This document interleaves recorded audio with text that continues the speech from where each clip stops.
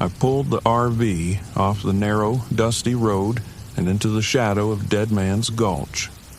The engine sputtered to a stop, and for a moment I sat there in the silence, staring out at the barren valley that stretched before me.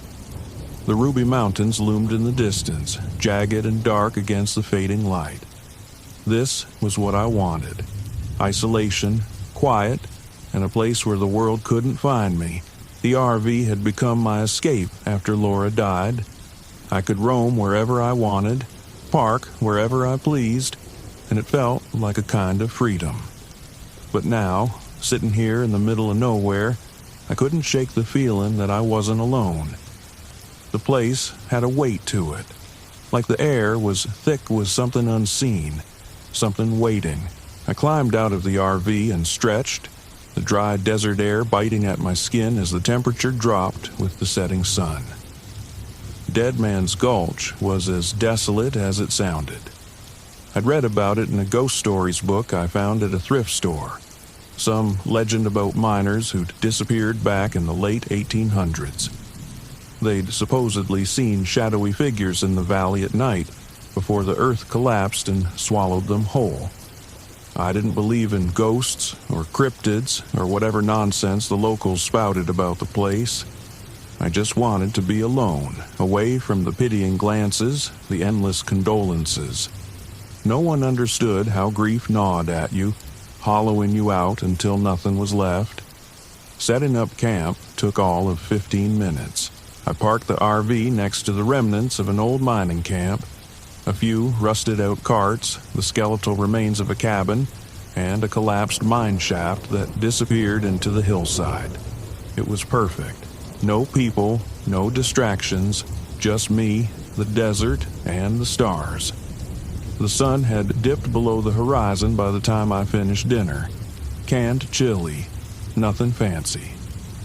I sat at the small table inside the RV, staring at the book in front of me. It was filled with old tales of ghost sightings and strange disappearances, most of them from around here. The locals called it the Phantom of the Mines, some kind of shadowy creature that haunted the valleys, stalking anyone who got too close to the abandoned shafts.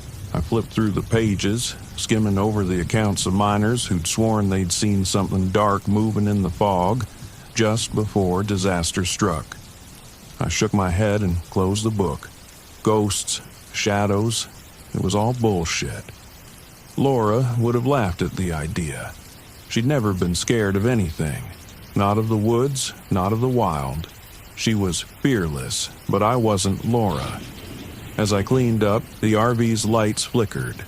I paused, glancing up at the ceiling.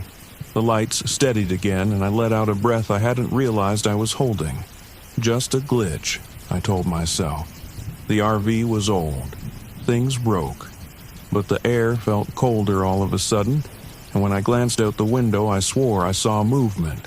Something shifting in the darkness, just beyond the range of the headlights. I stepped outside, the crunch of gravel under my boots the only sound. The night was still. Too still. The kind of quiet that presses down on you. I scanned the area, the beam from my flashlight cutting through the shadows. Nothing moved. Just rocks, dirt, and the skeletal remains of the old mining camp. But then I heard it. Faint, like the sound of gravel shifting underfoot. The hairs on the back of my neck stood up. I swung the flashlight in the direction of the sound, but there was nothing there. "Get a grip, Jake," I muttered under my breath. "It's just the wind." I turned back toward the RV, ready to call it a night, when I saw them. Handprints, long streaks of dust trailing down the windows as if someone, or something, had dragged their fingers across the glass. My heart skipped a beat, and I froze. I was alone. I knew that. No one had passed me on the road for hours. No one was out here. At least, no one should have been. I hurried inside, locking the door behind me. The RV felt smaller, the walls pressing in as the wind outside picked up, howling through the narrow canyon. I sat at the table, staring at the window, waiting for something to happen. But the night dragged on, and nothing did. The next morning, I woke to find the RV completely dead. No power, no lights, no water pump, nothing. I popped the hood and checked the battery, completely drained. It didn't make sense. I'd had it checked before I left. It was supposed to last for weeks. Frustrated, I grabbed my tools and spent most of the day trying to figure out what was wrong, but everything seemed fine. The battery just died. By late afternoon, I gave up. I was stuck out here for the night, at least until I could figure out a way to charge the battery. I cursed under my breath, wiping sweat from my forehead. This wasn't what I'd signed up for, but I couldn't shake the feeling that the dead battery wasn't just bad luck. I decided to go for a walk, clear my head. Maybe I could find a higher point, get some cell service, or at least get a better look at the area. The old mine shaft loomed in the distance, and I made my way toward it. The ground was hard and cracked, littered with strange, deep marks that crisscrossed the dirt. They looked like they'd been dragged by something large. Too large. I reached the entrance of the mine, staring into the gaping darkness. The air was cooler here, thick with the smell of dust and rot. The opening had collapsed years ago, the rocks jagged and sharp. But there, in the dirt, were more of those strange marks, long, deep gouges in the ground, like something had been clawing its way out. I backed away, my chest tightening. It was just a mine, just some old rocks and dirt. There was no reason to be freaked out. But as I turned to leave, I saw something out of the corner of my eye. A shadow moving at the edge of the rocks. I whipped around, but it was gone. I ran back to the RV, my heart pounding in my chest. The sun was setting again, casting long, dark shadows across the valley. I slammed the door shut and locked it, feeling like a child hiding from monsters under the bed. But that night, the monster wasn't under the bed. It was outside. The first knock came just after midnight. A loud, deliberate bang on the side of the RV, like someone was pounding their fist against the metal. I shot up, grabbing the shotgun I kept next to the bed. My hand shook as I fumbled with the shells, loading it as fast as I could. Another bang. Closer this time, I stepped toward the door, my breath catching in my throat. "Who's there?" I shouted, but my voice cracked, betraying the fear I was trying to hide. No answer, just the sound of gravel shifting outside. The wind had died down completely, leaving only an eerie silence. I grabbed the flashlight and threw open the door, stepping out into the night. The cold hit me like a slap, and the beam of the flashlight sliced through the darkness, illuminating nothing, no one. I turned in a slow circle, scanning the area. That's when I saw it. A dark, shifting figure at the edge of the rocks, its form flickering like smoke in the wind. My mouth went dry, and for a second I couldn't move. The thing didn't have a face, not one I could see, but I felt its eyes on me, burning through the darkness. It didn't run. It didn't charge. It just watched. I raised the shotgun, my finger trembling on the trigger, and fired. The blast echoed through the valley, but the thing didn't move. Instead, it faded, its form dissolving into the night like it had never been there at all. I stumbled back into the RV, slamming the door behind me. My hands were shaking so badly I could barely lock the door. The lights flickered again, and then everything went dark. The RV's power completely failed, plunging me into total blackness. I sat there in the dark, the shotgun in my lap, waiting, listening, but the thing didn't come back. By morning, I'd had enough. I packed up what I could and decided to leave. Battery or no battery, I wasn't staying here another night. I stepped outside, squinting against the bright sun. The handprints were gone, the strange marks in the dirt erased as if the wind had swept them away. I climbed into the driver's seat, ready to give it one last shot. And just like that, the RV started. No sputtering, no struggle. It purred to life like nothing had ever been wrong. I didn't wait to question it. I hit the gas and sped down the canyon road, the rocky landscape blurring past me. The weight in the air lifted as I left Dead Man's Gulch behind. The fog that had clung to the valley was gone, replaced by clear, open skies. But I couldn't shake the feeling that I'd narrowly escaped something. Something dark. Something that still lingered in those minds, waiting for the next person foolish enough to camp there. As I pulled onto the highway, the RV's engine hummed smoothly, but I couldn't stop glancing in the rearview mirror, half expecting to see the shadow still following me.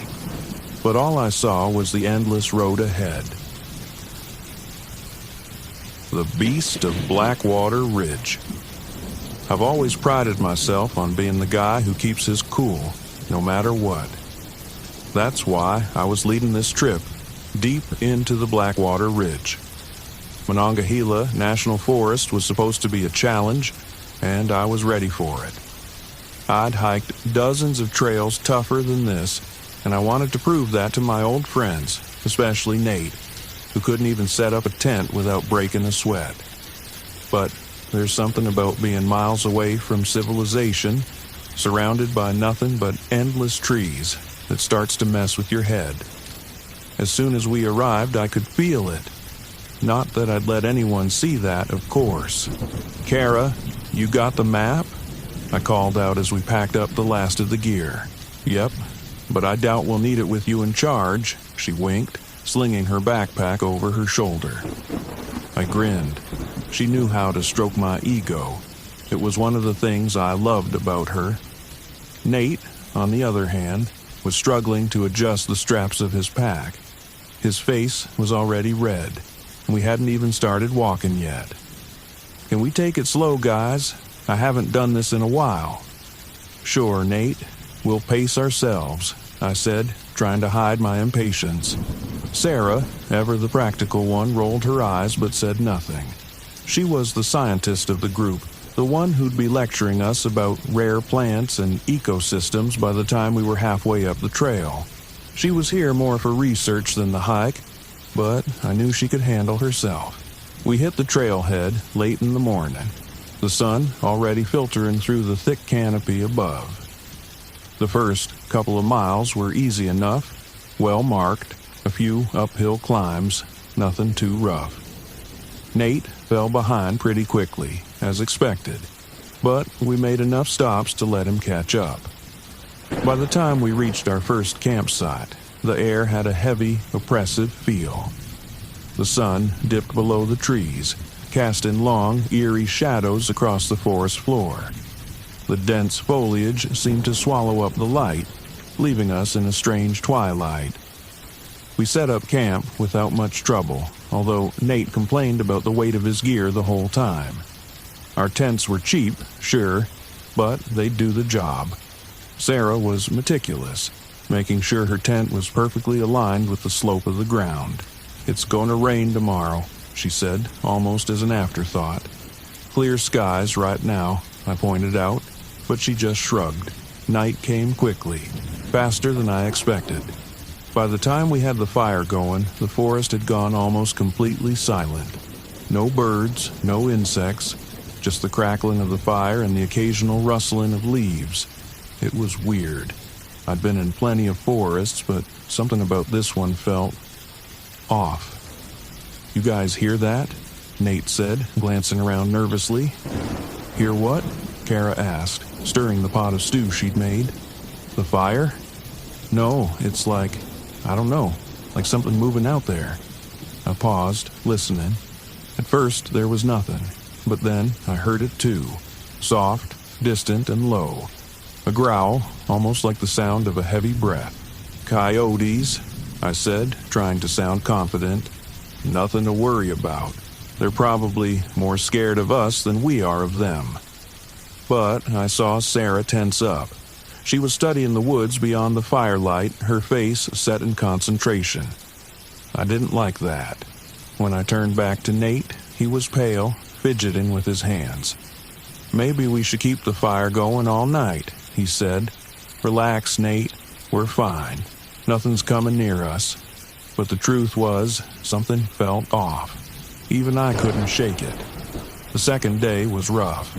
The terrain started to get steeper, and the trail was less defined. Nate was falling behind more often, and Kara's enthusiasm was starting to wane. We pressed on, but there was a growing sense of unease that none of us could shake. Halfway through the day, we found something that made me stop in my tracks. A deer carcass, ripped apart and strewn across the trail. Blood, dark and congealed, soaked into the ground around it. Whatever had killed it wasn't hunting for food. It looked like something had torn it apart just for the hell of it. Nate gagged, turning away from the sight.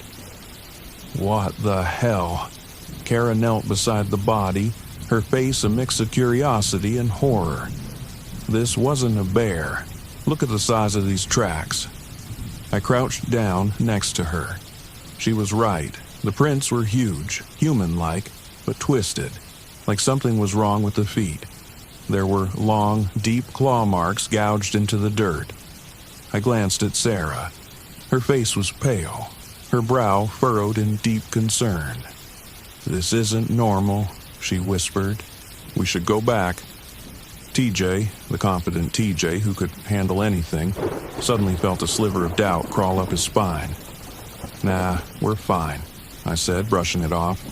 "It's just some animal. We'll be careful. Let's keep moving." But I knew, we all knew, something was out there, watching. That night was worse. We set up camp earlier, just as the sky began to darken. The wind picked up, carrying a strange metallic scent. Something foul. The air felt heavy, thick with an unexplainable dread. The fire crackled low, throwing flickering shadows on the tents, but none of us felt the comfort of its warmth. We sat closer than usual, even Nate, who had barely spoken since we found the deer. I sat there, gripping the handle of my knife, trying to tell myself I was just being paranoid. But when I looked at the faces of my friends, I knew I wasn't the only one feeling it. "Do you hear that?" Sarah said suddenly, her voice barely a whisper. We all went silent, listening. At first, there was nothing but the wind in the trees, and then I heard it. A low, guttural growl. Closer this time, closer than it should have been. "What the hell is that?" Nate's voice cracked, his eyes wide with fear. "It's just an animal," I said again, though I wasn't sure who I was trying to convince anymore. But it wasn't. We all knew that. This was something different, something wrong. The growling grew louder, and then, from the shadows beyond the firelight, something moved. It was fast, so fast that I barely caught a glimpse of it. But I saw enough. A tall, hunched figure, just beyond the ring of light, watching us. Its eyes glowed, bright and unnatural, fixed on us with a predatory intensity that made my blood run cold. Kara stood up. "I'm going to check it out," she said, grabbing her flashlight. "No," Sarah hissed, grabbing her arm. "Stay here. Don't be stupid." But Kara, always the fearless one, shook her off and stepped into the darkness. "Kara!" I stood up, grabbing my flashlight. "Wait!" The beam cut through the blackness, illuminating trees and underbrush, but there was no sign of the creature. I turned toward Kara, but she had gone too far ahead, and then the light hit it. The thing, tall, gaunt, with dark, leathery skin stretched tight over a distorted, humanoid frame, was standing just behind her. Its eyes glowed red, almost burning. For a second, I thought I was seeing things. Then, Kara turned around and screamed.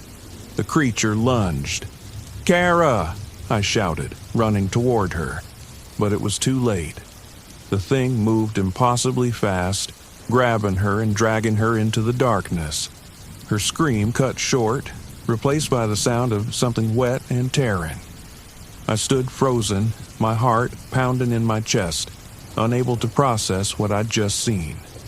Sarah and Nate were screaming behind me, telling me to run, but I couldn't move until I saw the creature again. It was staring right at me, its glowing eyes burning through the darkness, and that was enough to break the spell. "Run!" I yelled, finally snapping out of it. We bolted through the forest, stumbling over roots and rocks, our breath coming in ragged gasps. The creature's growls followed us, closing in, always just out of sight but far too close. We ran for what felt like hours, though it could have been minutes. I don't know how we made it back to the trailhead, but when we did, I collapsed, my legs shaking uncontrollably. Nate was sobbing, bent over, hands on his knees. Sarah was pale, her face streaked with dirt and sweat. None of us spoke for a long time. Finally, Nate broke the silence. She's gone. Kara's dead." I didn't have anything to say. I couldn't. I had led us here, and Kara was dead because of it. Sarah was the first to speak. "We need to go, now, before it finds us again." But I couldn't move. Not yet. Not after everything. By the time we reached the edge of the forest, it was dawn. The creature hadn't followed us, or if it had, it stayed hidden. We left TJ behind, bleeding and broken on the forest floor. The road into the Adirondacks was long, winding, and empty, just how I liked it. After a few hours of driving, I pulled the RV off the narrow trail and into a small clearing by the lake. The pines stretched high and thick around me, their dark green needles blending into the overcast sky. This was exactly what I needed. Complete isolation, no people, no noise, just the quiet of the forest and the sound of my own thoughts. I parked the RV, turned off the engine, and stepped outside. The air was cool, crisp, with the faint smell of pine and damp earth. The only sound was the occasional rustling of leaves in the breeze and the distant ripple of water. Perfect. This place would give me the quiet I craved, a chance to think without the distractions of civilian life. Ever since leaving the military, I'd been chasing peace, and this felt like it could be the spot where I'd finally find it. I grabbed my gear and went about setting up camp. It didn't take long. I'd done this enough times to know the routine. Gather firewood, get a small fire going, and make sure the RV was ready for a night out in the wilderness. As I made my way through the trees, something caught my eye. On one of the nearby trunks, there was a strange marking, a crude carving of a figure, long and thin, etched into the bark. I frowned, running my fingers over it. Just a kid's prank, I figured, probably a bored hiker from weeks ago, but as I moved through the forest, gathering wood, I found more of them, carved figures on the trees, all tall and slender, stretching higher than any human could reach. It was strange, but I wasn't here to think about strange things. I was here to forget. By the time the sun set, the fire was crackling softly, casting flickering light across the clearing. I settled in next to the warmth, staring out at the darkening forest. There was a peace in the solitude, something comforting about being alone with the sounds of the wilderness. But as the night wore on, I started to notice something. The forest was too quiet. No rustling leaves, no night animals scurrying about. Just silence. And then, just beyond the edge of the firelight, I heard it. A soft rustling sound, like something moving through the underbrush. I sat up, scanning the darkness with my flashlight. Nothing. The beam of light cut through the trees, but there was no movement. No sign of anything unusual. I shook my head. "You're just on edge," I muttered to myself, trying to dismiss the tension building in my chest. The wilderness could play tricks on you if you let it. I knew that better than most. I was here to clear my head, not to let it run wild. But then, I saw it. At the edge of my vision, just for a split second, something moved. Tall, thin, just beyond the trees. I jumped to my feet, gripping the flashlight tighter, and aimed the beam toward where I'd seen the figure. But there was nothing. Only the dark outline of the pines swaying slightly in the wind. I stood there, heart pounding in my chest, every muscle tense, waiting for something to step out of the shadows. But after a long moment, the rustling stopped. The trees swayed, and the forest fell back into its unsettling quiet.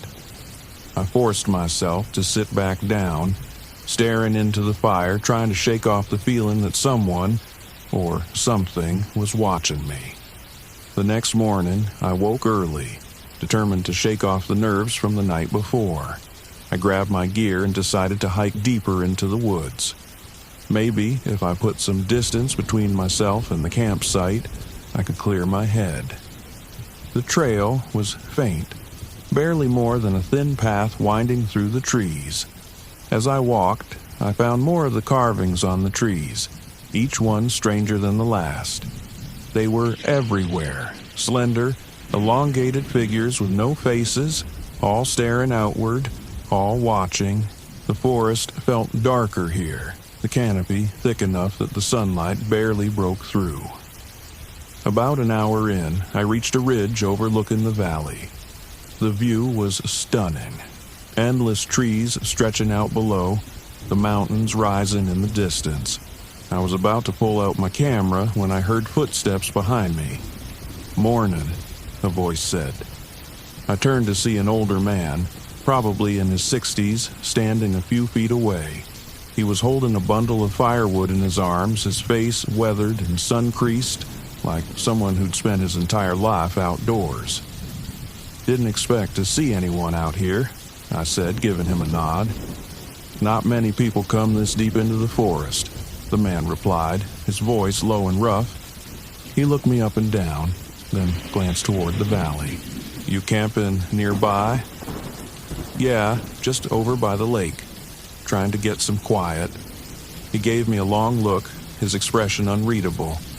"You should be careful. This part of the Adirondacks, it's different." I raised an eyebrow. "Different how?" He glanced around, his eyes flicking nervously toward the trees. "There's something in these woods. People call it the Watcher. It stays deep in the forest, watching from the shadows. You see it once, and you'll start seeing it everywhere." I laughed, shaking my head. "Local ghost stories?" The man didn't smile. "It's not a story. It's real. People who see the Watcher, they don't come back the same." He took a step closer. "I'm telling you this because you look like you've seen things. You know when something's not right. And something's not right here." I met his gaze, feeling that familiar knot of unease tightening in my gut. "What do you mean?" "You'll know when it's close. You'll hear it first, and then you'll feel it." He turned, starting back down the trail. "Just don't stay too long." I watched him go, his words echoing in my mind. Part of me wanted to laugh it off as superstition, but the way he'd looked at me, like he'd seen the same thing I had last night, made it hard to dismiss. That evening, back at camp, the unease was worse. The forest felt like it was closing in, the trees towering higher than I remembered, the shadows deeper, darker. The wind had picked up, making the fire flicker and sputter, but it didn't drown out the sounds. The rustling came back, louder this time, and with it, something else. Footsteps, slow, deliberate, circling the campsite. I grabbed my flashlight, shining it into the darkness, but the beam barely seemed to penetrate the trees. The footsteps stopped as soon as the light hit them, but when I moved the beam, they started again. I stood, turning in a slow circle, the flashlight in one hand and my knife in the other. My pulse was pounding, adrenaline kicking in. Every instinct I had screamed that something was wrong, that I wasn't alone out here. But no matter how hard I looked, I couldn't see anything. And then, just beyond the firelight, I saw it. A figure, tall and impossibly thin, standing between the trees. Its body was almost skeletal, its limbs too long, its head bent slightly as if it were watching me from above. Its eyes, or where its eyes should have been, were hollow, dark pits that stared right at me. My blood ran cold. I took a step back, my breath catching in my throat. The figure didn't move. It just stood there, watching, its presence pressing down on me like a weight. "Who are you?" I called out, my voice shaking despite myself. The figure didn't respond. It stayed still, silent, its form almost blending into the shadows. I raised my knife, backing toward the RV. The figure remained at the edge of the light, watching, waiting. I reached the door, yanked it open, and stumbled inside, slamming it shut behind me. For hours, I sat by the window, knife in hand, waiting for the figure to move. But it never did. It just stood there, barely visible in the darkness, its hollow eyes fixed on the RV. At dawn, the figure was gone, but the carvings had multiplied, dozens of them surrounding the campsite, the same tall, thin figures etched into the trees like a silent army. I didn't waste time. I packed up everything, threw it into the RV, and started the engine. As I drove away, the carvings seemed to watch me, following me down the narrow trail, their hollow eyes staring. I didn't stop until I was miles away from the Adirondacks, the forest shrinking in the rearview mirror. But even as the trees thinned and the road stretched out in front of me, I couldn't shake the feeling that the watcher was still out there. Somewhere in those woods, it was still watching, and maybe it always would be. I had been driving for hours, the Mojave Desert stretching endlessly around me, barren and vast under the relentless sun. The road was long behind me now, just an empty trail of dust leading out to nowhere. Perfect. This was exactly what I needed.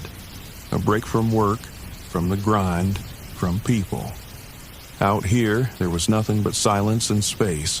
No cell towers, no deadlines, no distractions. Just me and the desert. I pulled the RV to a stop near a rocky outcrop and stepped out. The air was dry and still, the kind of quiet that felt like it was pressing down on you.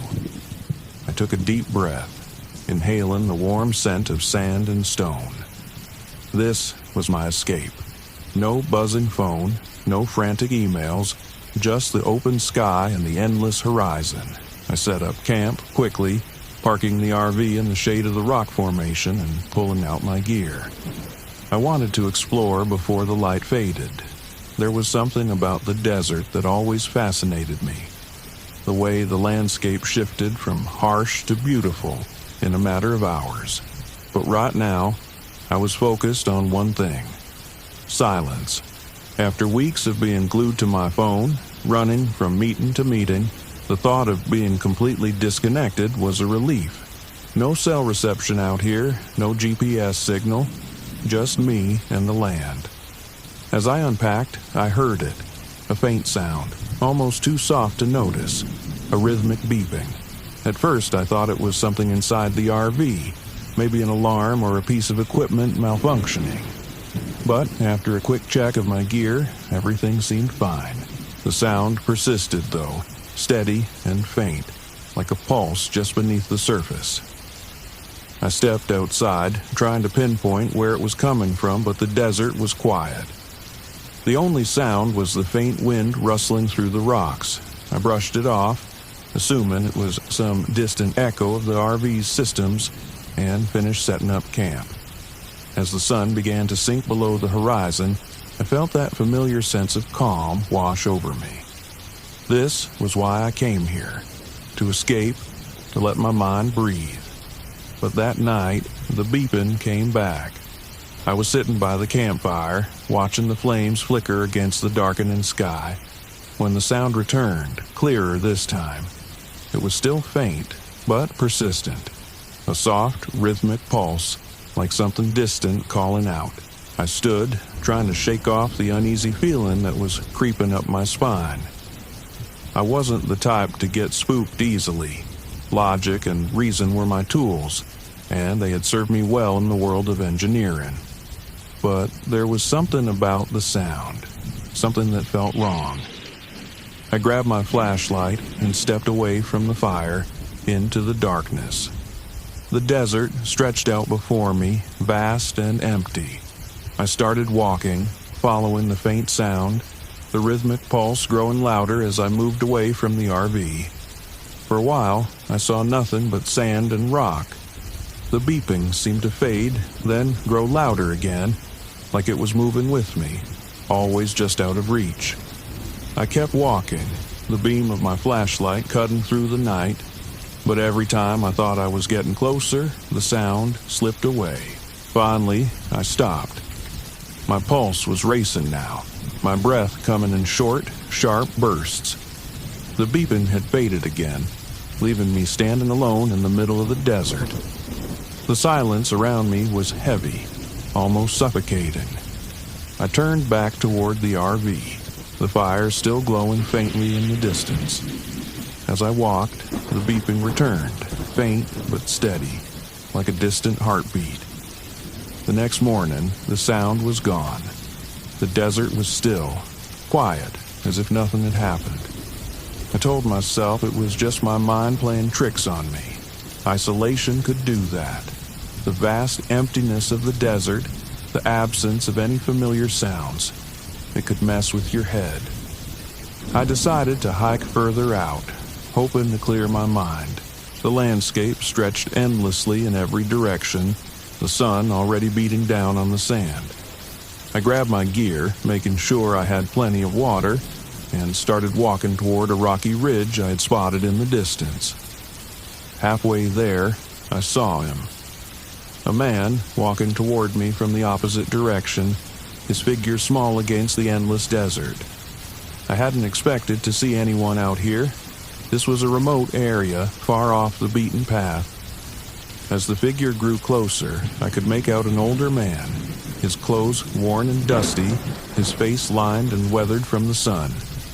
"Hey," I called out, raising a hand as we approached each other. The man nodded, his eyes distant, almost vacant. "You camping out here alone?" he asked, his voice hoarse. "Yeah, just me," I said, a little taken aback by his bluntness. "You?" "I've been walking for days," he said, his eyes scanning the horizon. "You heard it yet?" "The signal?" I blinked, unsure if I had heard him right. "The signal?" He nodded, his expression grim. "You'll hear it. Once you hear it, you can't get it out of your head. I've been following it for days. It doesn't stop." A chill ran down my spine. "What are you talking about?" The man glanced around nervously, as if the desert itself was listening. "There's something out here. Something that's been broadcasting for years. It gets inside your head. Starts with the beeping. Then it gets louder. You'll see." I stared at him, unsure of what to say. He looked dehydrated, sunburned, like he'd been wandering the desert for days without rest. I offered him some water, but he shook his head and started walking again, heading back the way he came without another word. I stood there, watching him disappear into the distance, his words echoing in my mind. "Once you hear it, it doesn't stop." That night, the beeping was louder. I couldn't ignore it anymore. The sound pulsed through the silence, steady and rhythmic, like it was coming from somewhere deep beneath the earth. I tried to sleep, but every time I closed my eyes, the sound was there, burrowing into my mind. I couldn't take it anymore. I grabbed my gear, flashlight, GPS, water, and set out into the desert. I had to find the source. I had to know what was causing the sound. The desert was pitch black, the sky filled with stars. My flashlight cut through the darkness, the beam dancing across the rocks and sand as I followed the beeping. It was louder now, almost frantic, like it was pulling me towards something. The GPS was acting strange, flickering in and out, as if the signal was being disrupted. But I kept moving, my footsteps crunching in the sand, the beeping growing louder with every step. After what felt like hours, I saw it. A structure, half buried in the sand, a bunker or a weather station, long abandoned. The beeping was deafening now, emanating from somewhere inside. I hesitated, standing at the entrance of the bunker. The door was ajar, rusted and creaking in the wind. Everything in me screamed to turn back, to leave and forget about the sound. But I couldn't. The signal was pulling me in. I stepped inside. The air in the bunker was stale, suffocating. My flashlight flickered as I moved through the narrow corridor, the walls lined with rusted equipment and old, faded maps. The beeping was louder now, echoing through the metal walls, vibrating in my chest. At the end of the corridor, I found a small room. In the center, there was an old radio tower, its equipment still faintly powered by some unknown source. But that wasn't what caught my attention. On the walls were symbols, strange, intricate markings that looked like they had been carved into the metal. They spiraled outward, converging on the radio tower as if they were feeding into it. In the corner of the room, I found a journal, its pages yellowed and brittle. The entries were short, scrawled in frantic handwriting. They talked about the signal, how it started with the beeping, how it got louder, how it never stopped. It gets inside your head. One entry read, "It's not just a sound, it's alive." As I read, the beeping shifted, turning into a high-pitched screech that pierced through my skull. I dropped the journal, clutching my head as the sound rattled through my brain. It wasn't just a signal. It was something more. Something that had been waiting, broadcasting, pulling people in. I had to get out. I stumbled out of the bunker, the sound still ringing in my ears, the desert spinning around me. I ran, my legs weak, my mind spinning. The landscape warped, the rocks and sand shifting as if the desert itself was alive, moving with the signal. When I finally made it back to the RV, I collapsed inside, my head pounding, the beeping now a constant dull hum in the back of my mind. I left the desert the next morning, driving as fast as I could, the beeping still faint but persistent. I didn't look back, even now. Days later, back in the city, I can still hear it. A faint, rhythmic pulse in the back of my mind, always there, always calling me back. The signal isn't done with me yet. The road into the boundary waters was a frozen ribbon through a sea of snow, the trees standing like silent sentinels under heavy blankets of ice. The RV's heater hummed steadily, but even that couldn't keep the biting cold out. I was deep into the wilderness now, the place I'd picked to spend a week. Just me, the frozen lake, and the stillness of winter. I'd been coming to places like this for years, ever since the accident. The solitude was the only thing that seemed to quiet my mind. This time, I was here to ice fish, maybe snap a few photos for my nature blog. But mostly, I was here to prove to myself that I could still handle it. The cold, the isolation, the memories. I pulled the RV to a stop by a small, frozen lake I'd scouted on a map. It was miles away from the nearest town, completely off the grid. Just how I liked it. I stepped out into the icy air, my breath fogging in front of me as I took in the sight. The lake was a vast white expanse, the ice thick enough to drive on, stretching out into the distance where the trees disappeared into a blur of white. Perfect. I set up camp quickly, parking the RV near the shoreline and gathering my gear for ice fishing. The cold had a way of creeping into your bones out here, but I didn't mind. I was used to it. I grabbed my auger, trudged out onto the ice, and started drilling a hole. The sound of the blade biting into the ice echoed through the stillness, sharp and harsh against the quiet of the wilderness. Then I heard it, a deep, low rumble that seemed to come from beneath the ice. I paused, the auger still in my hands, and listened. The sound came again, a low, distant vibration, like the ice shifting far beneath the surface. I'd heard ice groan before. Anyone who spends enough time in the cold knows the sound of a lake adjusting to the freeze. But this was different. It was deeper, longer, almost like something was moving down there. I brushed it off and kept drilling. By the time the hole was ready, the sun was already dipping below the horizon, casting long shadows across the snow. I set up my fishing gear, lowered the line into the icy water, and settled in to wait. The cold crept in quickly, even through my heavy coat, but I was prepared for it.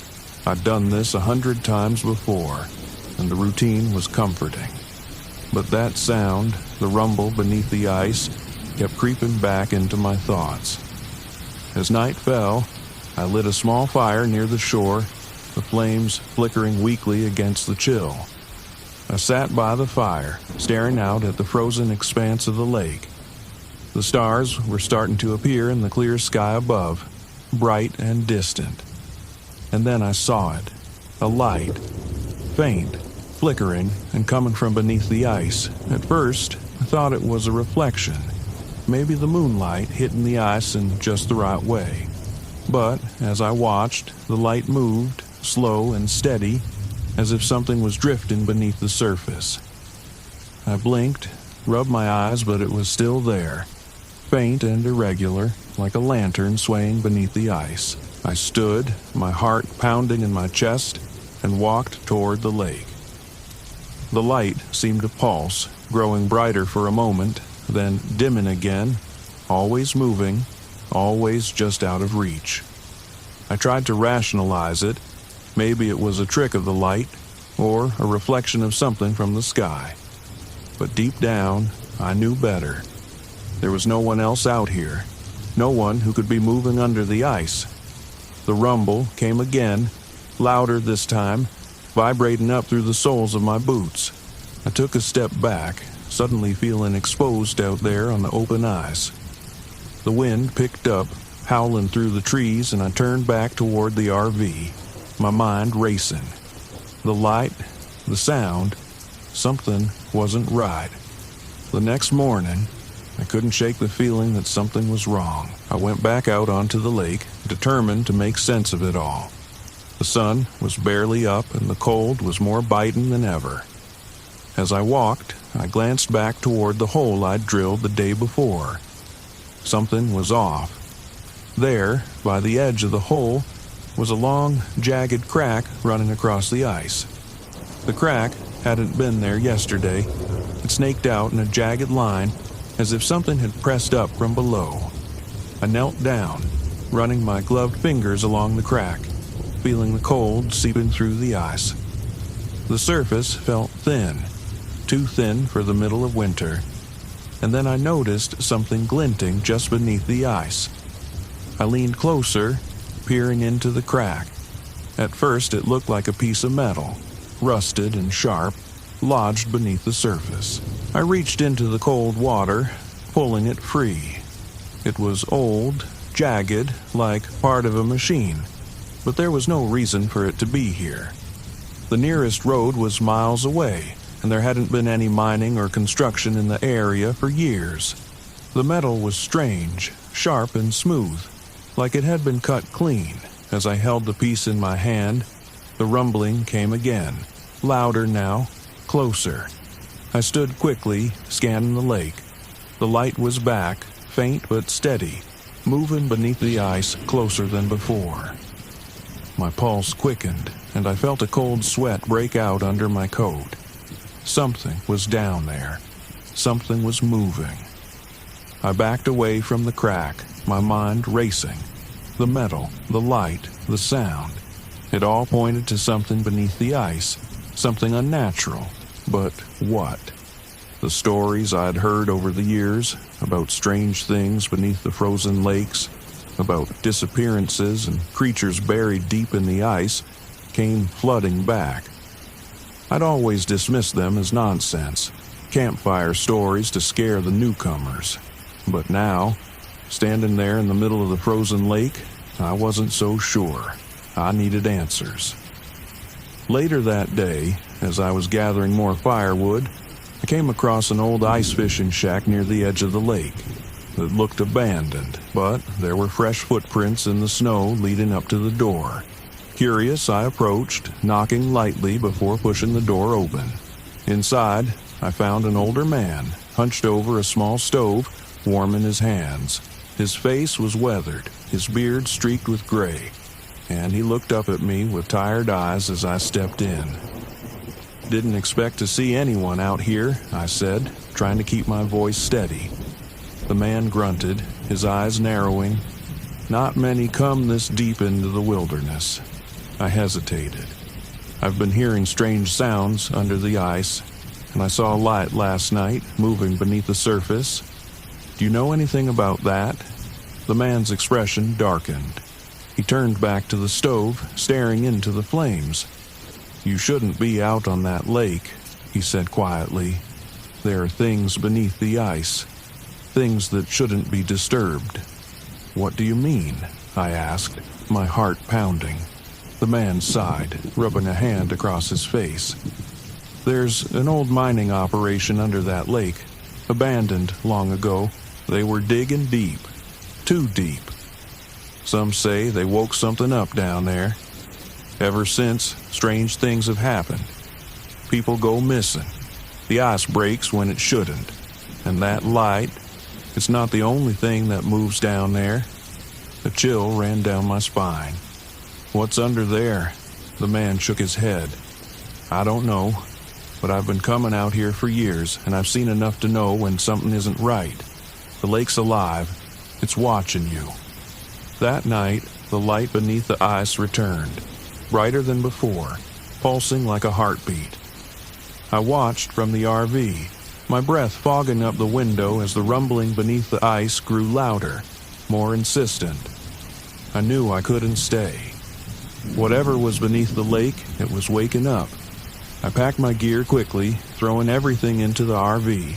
But as I started the engine, the ground beneath the RV began to tremble. The rumbling was almost deafening now, vibrating up through the frozen earth. I glanced out toward the lake, and my blood ran cold. The ice was cracking, long fissures spreading out from the center of the lake. And then, in the distance, the surface of the ice exploded upward, a massive shape breaking through. I only caught a glimpse, something dark and enormous sliding beneath the ice again, disappearing as quickly as it had appeared. But it was enough. I floored the gas pedal, the RV lurching forward as I raced away from the lake, the sound of cracking ice echoing behind me. The road was a blur, my heart pounding in my chest. But even as I drove, I could still feel it, the weight of something massive beneath the surface, watching, waiting. When I finally reached the main road, the rumbling stopped, but the memory of that thing beneath the ice stayed with me. I'll never forget it. The way the light pulsed, the way the ice cracked as if it were alive. I left the boundary waters behind, but a part of me knows I'll never truly escape it. Some things should stay buried, and whatever's beneath that lake, it's not finished yet. The fog was thicker than I'd expected. I pulled my RV into a secluded clearing in Pisgah National Forest and stepped out into the damp air, the smell of wet earth heavy in my nose. Everything was muffled, as though the forest was holding its breath. The trees were shrouded in mist, their trunks fading into the gloom, and the trail I'd heard so much about was hidden somewhere out there, waiting for me. I'd come here to find something unique. My vlog had been stagnating, and I needed a fresh angle. A fellow hiker had mentioned an unmarked trail, A path that didn't appear on any maps. One that locals swore disappeared and reappeared like it had a life of its own. Perfect. If I could document it, film the mystery, my audience would eat it up. I grabbed my camera and set it up, filming a quick introduction. Hey everyone, it's Nate here, and I'm in the middle of the misty Pisgah National Forest, about to track down the infamous Vanishing Trail. Legend says this path comes and goes, and people who wander too far down it don't come back. I forced a grin. Let's see if that's true. I packed up my gear and set off into the fog. The forest was silent, the only sound my boots crunching on the damp leaves. I had a GPS in my pocket, just in case, but I didn't plan to use it unless things got really bad. I wanted to go off the grid, find this mysterious trail, and see if there was anything to the rumors. I'd always been a skeptic anyway. Ghost stories and folklore, fun to tell around a campfire, but not much else. As I walked, the fog thickened, swallowing the trees. It clung to my skin, cold and heavy, and it wasn't long before I found the first strange marker. A stone slab jutting from the ground, its surface covered in symbols. Strange, spiraling shapes that didn't look like any language I knew. I filmed it, talking into the camera as I described the find. This looks like something from an old burial ground, but there's no mention of this on any maps. Really makes you wonder what else is out here, hidden beneath the fog. I kept moving, the trees closing in tighter. The trail I was following became fainter, more overgrown, and soon it was little more than a game trail, barely wide enough to follow. I pushed forward, keeping my camera rolling. But after another hour of hiking, the trail simply disappeared. I stood there, staring at the ground. One moment, there had been a clear path, and now it was gone, swallowed by the forest.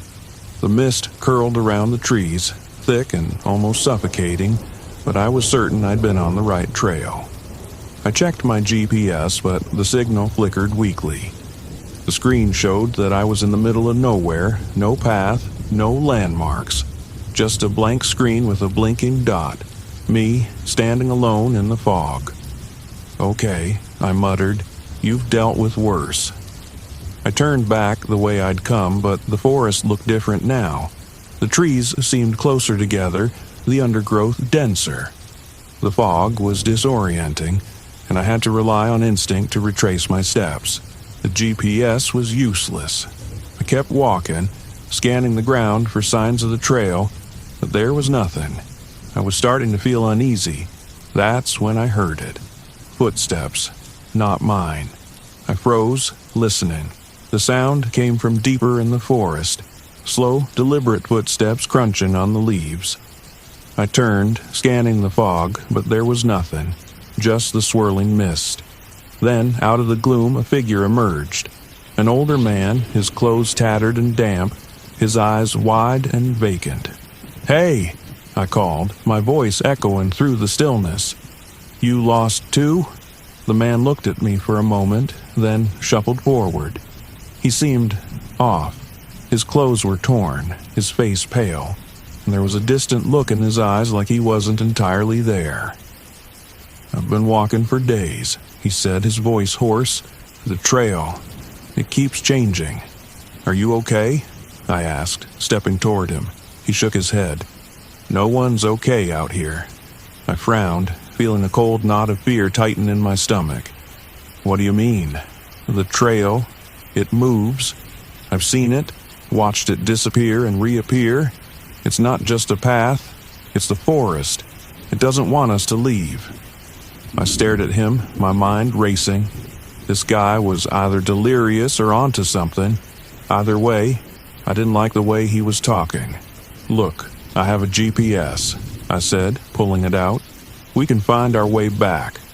The man glanced at the GPS, then back at me. "It won't help. The forest is messing with it." I didn't believe him. Couldn't believe him. I was a rational guy, and this was just a forest. I'd get us back to my RV, get this guy some help, and be done with it. But as we walked, things got stranger.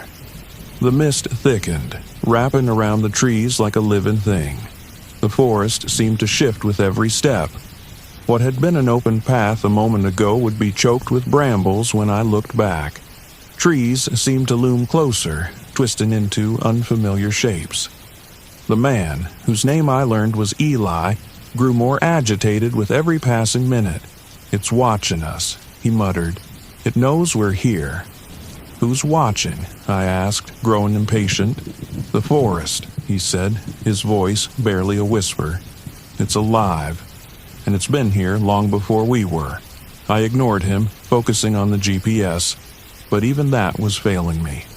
The screen flickered, the signal cutting in and out. At one point, it showed me standing on a clear path, but when I looked up, there was nothing but trees. Thick, twisted trees that looked like they had grown there for centuries. We kept walking, the fog growing thicker, pressing in on us. The air felt heavy, almost suffocating, and the whispers started. Faint at first, like the wind through the leaves, but then more distinct. Voices calling out from the mist. "Nate?" I froze, my heart hammering in my chest. "Did you hear that?" I asked. Eli nodded, his eyes wide. "It's calling us. The forest." I tried to shake it off, to tell myself it was just the wind, but deep down, I knew that wasn't true. The voice had spoken my name. We came across a backpack tangled in the branches of a tree, high above our heads. It was old, covered in dirt and torn, but when I climbed up to retrieve it, I found fresh supplies inside. Water, food, like someone had packed it yesterday. I felt a chill run down my spine. How had it gotten there? Eli was growing more paranoid, his eyes darting around like he expected the trees to come alive at any moment. "We need to leave," he kept saying, "before it's too late." We pushed forward, but no matter which direction we went, we ended up back where we started. The fog seemed to pulse with an unnatural energy, the whispers growing louder. Then, without warning, Eli was gone. I turned around, and he was just gone. The forest had swallowed him whole without a sound. I called out his name, but there was no response, only the dense mist pressing in on me. Panic set in. I was alone, lost in a forest that didn't want me to leave. The GPS was useless, and my camera was flickering, showing distorted footage of things I hadn't seen. Shadows moving in the trees, figures lurking just out of sight. I started running, my breath coming in sharp gasps. The trees twisted and shifted around me, the fog so thick I couldn't see more than a few feet ahead. Every time I thought I'd found a way out, the forest closed in, trapping me in a maze of branches and brambles. The whispers were louder now, calling my name over and over. My camera caught glimpses of movement, dark figures moving through the mist, vanishing before I could focus on them. I didn't know what was real anymore. The forest seemed to warp around me, bending reality to its will. And then, just as suddenly as it had begun, the fog broke. I stumbled out of the trees and found myself back at my RV. The mist lingered at the edge of the forest, but it didn't follow. I didn't wait. I grabbed my keys, threw my gear into the RV, and drove, my hands shaking on the wheel. I didn't stop until I was miles away, the forest a distant memory in the rearview mirror. Back home, I reviewed the footage. I expected to see the horror I'd witnessed, the proof of the vanishing trail and the strange, shifting forest. But the videos showed nothing. The trail looked normal. The mist wasn't as thick, and Eli wasn't in the footage at all. It was like he'd never existed. I tried to tell myself it had been a bad trip, that my mind had played tricks on me, but deep down, I knew the truth. The forest had let me leave, but it hadn't forgotten me, and I had a feeling it was waiting somewhere in the mist for me to return. The forest around me was too quiet. I'd been sitting by the campfire outside my RV, enjoying the silence for hours. But now, something was off. The kind of off you feel in your gut before your brain catches up to what's happening. No wind, no rustling in the leaves, just dead stillness. That was the first thing I noticed when I pulled up to this remote campsite deep in Mount Hood National Forest. A place like this should have been full of life. Birds, insects, something. But the only sound was the crackle of the fire and the distant hum of the radio I'd brought along.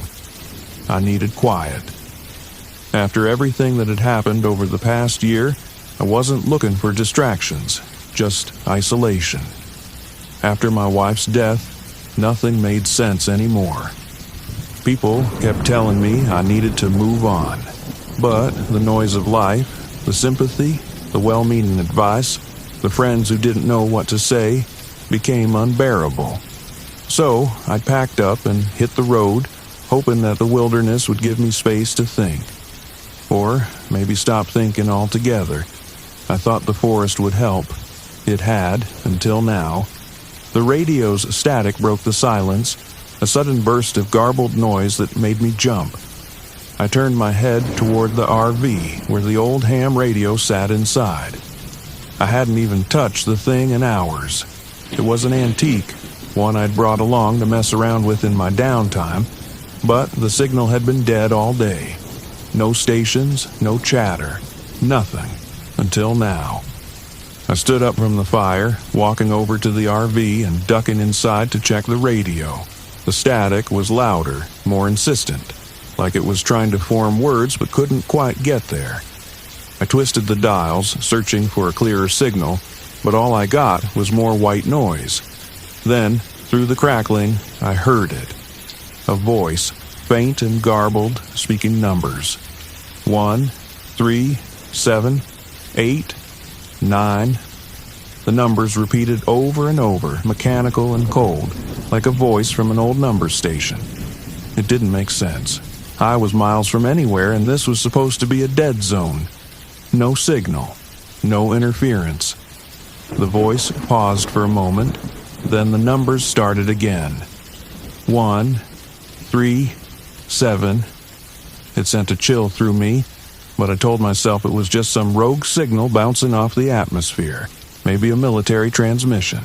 There were logical explanations for this kind of thing, I was sure, but the way the numbers repeated over and over felt wrong, like the message wasn't for just anyone, like it was for me. I shut the radio off, my fingers trembling slightly. I wasn't here for this. I needed quiet, not some weird radio signal rattling around in my head. The next day, I tried to forget about the radio. I spent the morning hiking through the woods, the towering pines looming overhead like silent giants. The air was cool and damp, the sky just a sliver of gray through the dense canopy. But something gnawed at me, a faint buzzing at the back of my mind. No birds, no animals, just silence. When I returned to the campsite, the radio was on again, static blaring from the speakers. I hadn't touched it. I stepped inside the RV, staring at the radio like it might come to life. The static was louder now, more intense. I could feel it in my bones like the vibration from a low hum in the ground. And beneath the static, the numbers were back. 1, 3, 7, 8. I slammed my hand down on the off switch, killing the sound. My pulse was racing, my mind scrambling for an explanation. It had to be a glitch, something with the wiring, maybe a stray electrical signal. I'd worked with enough technology over the years to know that things sometimes did strange things when you weren't looking. But the numbers, the way they were so clear, so deliberate, I shook it off and stepped back outside, trying to push the growing unease away. That's when I noticed the man standing at the edge of my campsite. I hadn't heard him approach. He was just there. Tall, scruffy, wearing a weathered jacket and a backpack slung over one shoulder. He looked like a camper, but there was something about the way he stood, stiff and tense, like he was waiting for something to happen. "Hey," I called out, trying to keep my voice steady. "You lost?" The man looked at me, his face tight with anxiety. I heard it too. I froze, my heart skipping a beat. "Heard what?" "The signal. The numbers," he said, glancing toward the RV. "I've been picking it up on my own radio. It's not normal." My mouth went dry. "You've heard it too?" The man nodded. "I'm Ben," he said, stepping closer, his voice low. "I was camping a few miles down the road. I've been getting static, voices, weird electrical interference. My GPS stopped working. Cell phone drained to 0 in minutes." I swallowed hard, my mind racing. "What do you think it is?" Ben shook his head, his eyes darting toward the trees. "I don't know, but it's not natural. The way the signal moves, it's like it's getting closer." I didn't know how to respond to that. I was a man of logic, of science. Signals were signals, glitches were glitches. But there was something about the way Ben spoke, the fear in his eyes that made my skin crawl. That night, the radio came to life again. I'd tried to ignore it, tried to focus on the campfire and the peaceful silence of the woods, but the static was louder than before, the numbers clearer, more insistent. 1, 3, 7.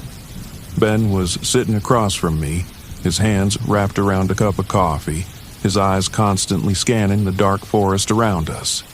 He hadn't relaxed since he showed up, and I couldn't blame him. There was something wrong here, something I couldn't explain. "You think it's some kind of broadcast?" I asked, more to fill the silence than anything. Ben shook his head. "I don't think it's a broadcast at all." "What do you mean?" He hesitated, then leaned closer, lowering his voice. "I think it's a warning, or a signal from something out there." I stared at him, trying to process what he was saying. A warning? From what? Before I could ask, the static on the radio cut out. For a moment, there was only silence, the kind of silence that presses down on you, that makes your skin prickle with anticipation. Then, a sound, a soft, rhythmic clicking, like something metallic, tapping against wood. I grabbed my flashlight and pointed it toward the trees, but the beam only revealed darkness. The clicking grew louder, echoing through the forest, and then, through the radio, a voice crackled to life. "We see you."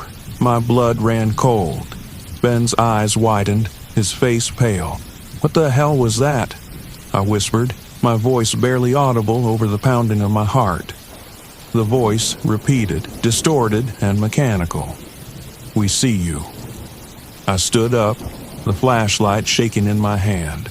The clicking sound was closer now, coming from all around us, moving through the trees.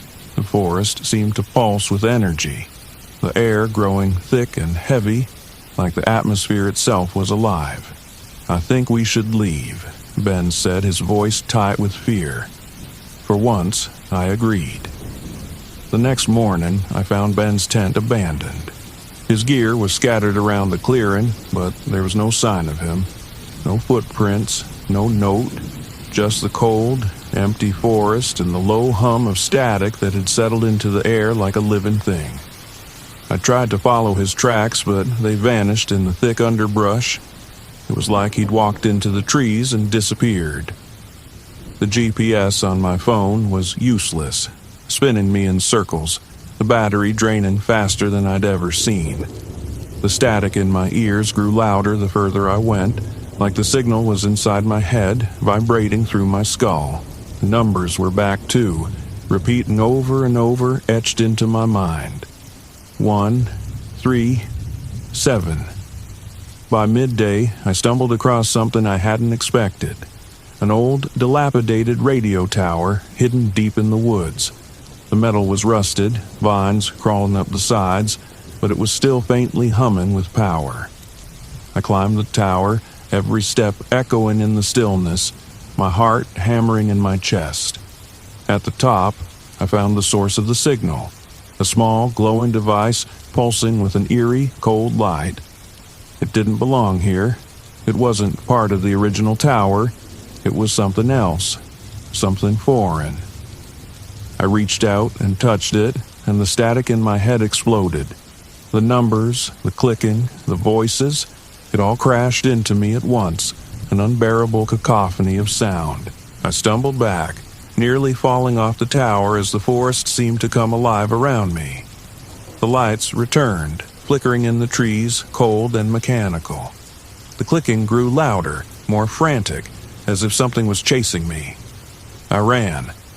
I don't remember how I made it back to the RV. The lights followed me, the clicking never far behind, but I managed to get inside and slam the door shut. My hands were shaking as I started the engine, the device still clutched in my hand. As I drove away, the static began to fade, but the numbers never left me. They echoed in my mind, a constant whisper, even as the forest disappeared in the rearview mirror. It's been days now, and I'm still hearing them. 1, 3, 7. I can't get them out of my head, and I can't shake the feeling that whatever was out there, whatever sent that signal, knows where I am, and it's not done with me yet.